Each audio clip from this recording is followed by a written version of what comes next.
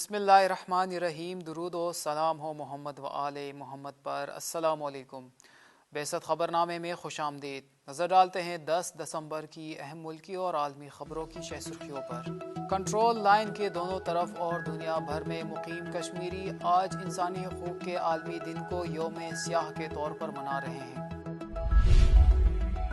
وزیر خارجہ شاہ محمود قریشی نے استنبول میں جاری ہارٹ آف ایشیا کانفرنس کے دوران بھارتی وزیر کی تقریر کا بائیکاٹ کر دیا۔ سعودی عرب اور ایران میں کشیدہ تعلقات کے دوران اچھی خبر سامنے آئی ہے کہ دونوں ممالک کے درمیان حج سے متعلق امور پر باہمی تعاون کا معاہدہ طے پا گیا ہے۔ امریکی اخبار واشنگٹن پوسٹ نے افغان جنگ کے بارے میں خفیہ دستاویزات شائع کر دی ہے، جن میں انکشاف ہوا ہے کہ امریکہ نے 18 سالہ افغان جنگ میں حقائق کو عوام سے ہمیشہ چھپایا۔ بھارتی لوک سبھا نے شہریت کا ترمیمی بل منظور کر لیا ہے۔ بل کی منظوری کا مطلب مسلمانوں کے علاوہ تمام غیر قانونی تارکین وطن کو بھارتی شہریت دینے کی اجازت ہوگی، جس کے بعد بھارت کی شمال مشرقی ریاستوں میں مظاہرے زور پکڑ گئے۔ جیزان میں یمنی فوج کے حملوں میں 3 سعودی اہلکار مارے گئے۔ چینی حکومت نے اپنے تمام سرکاری دفاتر و محکموں کو ہدایت جاری کی ہے کہ وہ آئندہ 3 برسوں کے اندر اپنے ہاں موجود تمام غیر ملکی کمپیوٹر ساز و سامان اور سافٹ ویئرز ہٹا دیں۔ سعودی عرب نے 2020 کے لیے 1 ٹریلین 20 ارب ریال کے قومی بجٹ کا اعلان کر دیا ہے۔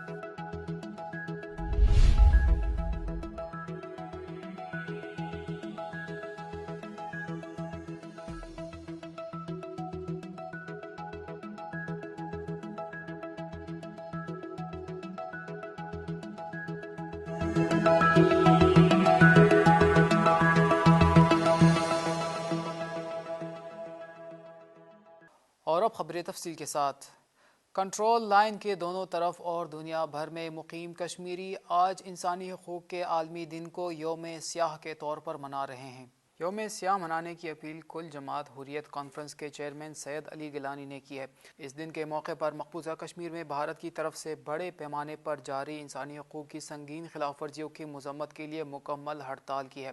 سید علی گیلانی نے سری نگر میں جاری ایک بیان میں کہا ہے کہ بھارتی حکمرانوں کی طرف سے کشمیریوں کے خلاف بڑھتے ہوئے مظالم کے پیش نظر تنازع کشمیر کے حل کے لیے مؤثر اور فعال کردار ادا کرنے کی غرض سے عالمی برادری کی ذمہ داری کئی گنا بڑھ گئی ہے۔ وزیر خارجہ شاہ محمود قریشی نے استنبول میں جاری ہارٹ آف ایشیا کانفرنس کے دوران بھارتی وزیر کی تقریر کا بائیکاٹ کر دیا۔ ترکی کے شہر استنبول میں منعقدہ 14 ممالک کے وزرائے خارجہ کا اجلاس ہارٹ آف ایشیا کانفرنس جاری ہے۔ گزشتہ روز کانفرنس سے بھارتی وزیر کے خطاب کے دوران وزیر خارجہ شاہ محمود قریشی نے ان کی تقریر کا بائیکاٹ کیا۔ اس کے علاوہ وزیر خارجہ شاہ محمود قریشی نے ہارٹ آف ایشیا کانفرنس کے دوران امریکہ کی قائم مقام معاون وزیر خارجہ ایلس ویلز سے ملاقات کی، جس میں پاکستان اور افغانستان کے مابین 2 طرفہ تجارت سے متعلقہ امور پر تبادلہ خیال کیا گیا۔ سعودی عرب اور ایران میں کشیدہ تعلقات کے دوران اچھی خبر سامنے آئی ہے کہ دونوں ممالک کے درمیان حج سے متعلق امور پر باہمی تعاون کا معاہدہ طے پا گیا ہے۔ عرب میڈیا رپورٹس کے مطابق حج سیزن میں تعاون کے حوالے سے معاہدے پر سعودی وزارت حج و عمرہ اور ایرانی حج و زیارت تنظیم کے حکام نے دستخط کیے ہیں۔ اس سلسلے میں ایرانی حج و زیارت تنظیم کے سربراہ علی رضا رشیدیان وفد کے ہمراہ سعودی عرب پہنچے، جہاں انہوں نے سعودی وزیر حج ڈاکٹر محمد صالح بن طاہر سے ملاقات کی، جس کے بعد وفود کی سطح پر مذاکرات ہوئے۔ دونوں ممالک نے آئندہ حج کے سیزن کی تیاریوں، حج کو فراہم کردہ سہولیات اور دیگر انتظامات کے امور سے متعلق ایک دوسرے سے باہمی تعاون کے معاہدے پر اتفاق کیا۔ بعد ازاں اس اہم معاہدے کے حوالے سے میڈیا کو جاری کیے گئے بیان میں کہا گیا کہ خادم الحرمین الشریفین شاہ سلمان بن عبدالعزیز اور ولی عہد محمد بن سلمان دنیا بھر سے آنے والے تمام عازمین حج و عمرہ کو بلا تفریق و امتیاز ہر ممکن سہولیات فراہم کرنے کے خواہاں ہیں۔ انہوں نے گزشتہ حج سیزن کے دوران ایرانی حجاج کرام کی جانب سے تعاون کرنے پر ان کا شکریہ بھی ادا کیا۔ امریکی اخبار واشنگٹن پوسٹ نے افغان جنگ کے بارے میں خفیہ دستاویزات شائع کر دی ہے، جن میں انکشاف ہوا ہے کہ امریکہ نے 18 سالہ افغان جنگ میں حقائق کو عوام سے ہمیشہ چھپایا۔ 2000 صفحات پر مشتمل خفیہ دستاویزات میں امریکی فوجی افسروں اور اہلکاروں کے انٹرویوز شامل ہے، جن میں تقریباً سبھی کا کہنا ہے کہ اس جنگ کے بارے میں وہ ہمیشہ سچ کو چھپا کر یہ اعلانات کرتے رہے کہ وہ جنگ جیت رہے ہیں۔ دستاویزات کے مطابق اس جنگ پر $1 ٹریلین امریکی ڈالرز خرچ ہوئے، خواتین سمیت 2300 فوجی ہلاک اور 20,000 سے زائد زخمی ہوئے۔ واشنگٹن پوسٹ نے افغان جنگ کے بارے میں یہ معلومات جنگی اخراجات اور نااہلی کا محاسبہ کرنے والے سرکاری ادارے special inspector general for information reconstruction سے حاصل کی ہے۔ یہ معلومات ویتنام جنگ کے بارے میں پینٹاگون کی دستاویزات سے ملتی جلتی ہے، جو ایسے موقع پر سامنے آئی ہے کہ جب امریکہ طالبان کے ساتھ جنگ کے پرامن تصفیے کے لیے دوحہ میں مذاکرات کر رہا ہے۔ بھارتی لوک سبھا نے شہریت کا ترمیمی بل منظور کر لیا ہے۔ بل کی منظوری کا مطلب مسلمانوں کے علاوہ تمام غیر قانونی تارکین وطن کو بھارتی شہریت دینے کی اجازت ہوگی، جس کے بعد بھارت کی شمال مشرقی ریاستوں میں مظاہرے زور پکڑ گئے۔ تفصیلات کے مطابق بھارتی لوک سبھا میں شہریت کا متنازع بل بھارتی وزیر داخلہ امیت شاہ نے پیش کیا۔ اس قانون کے تحت مسلمانوں کے سوا 6 مذاہب کے غیر قانونی تارکین وطن کو بھارتی شہریت دینے کی تجویز بھی پیش کی گئی، جس کے حق میں 293 ووٹ آئے، جبکہ 82 اراکین اسمبلی نے اسے مسترد کر دیا۔ ترمیمی شہریت بل سے آسام میں کئی دہائیوں سے رہائش پذیر لاکھوں بنگالی مسلمان سب سے زیادہ متاثر ہوں گے۔ دوسری جانب قانون ساز بل کی منظوری کے فوراً بعد ہی بھارت کی شمال مشرقی ریاستوں میں بل کی مخالفت میں ہزاروں لوگ سڑکوں پر نکل آئے اور اپنے غم و غصے کا اظہار کیا۔ آسام کے دارالحکومت گوہاٹی میں مظاہرین نے ٹائروں کو آگ لگائی، جبکہ تری پورہ میں قبائلی گروپوں نے بل کے خلاف احتجاج کیا۔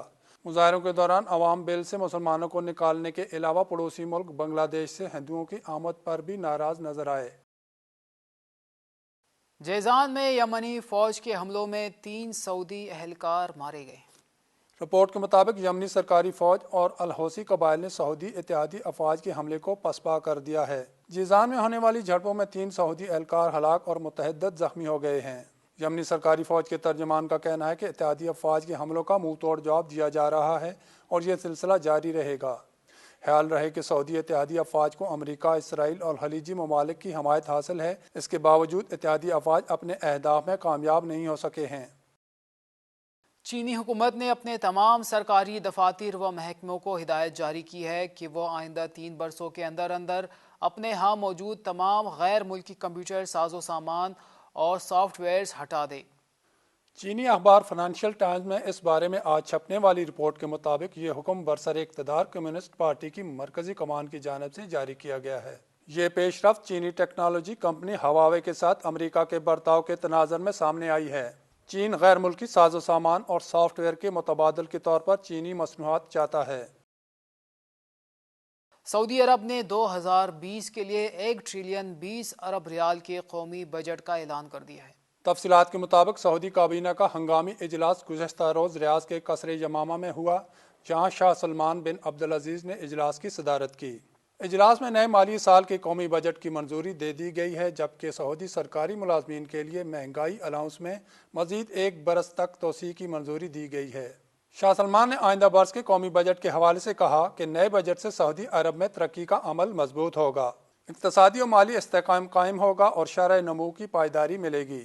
شاہ سلمان نے مزید کہا کہ سعودی حکومت اقتصادی اصلاحات جاری رکھنے اور آمدنی کے مختلف ذرائع پیدا کرنے کے سلسلے میں پرعزم ہے۔ پبلک انویسٹمنٹ فنڈ آرامکو حصص سے ملنے والی رقم منافع بخش اسکیموں میں لگائی جائے گی۔ انہوں نے کہا کہ آئندہ مالی سال کے دوران $1 ٹریلین سرکاری اخراجات شفاف اور معیاری انداز میں خرچ کیے جائیں گے۔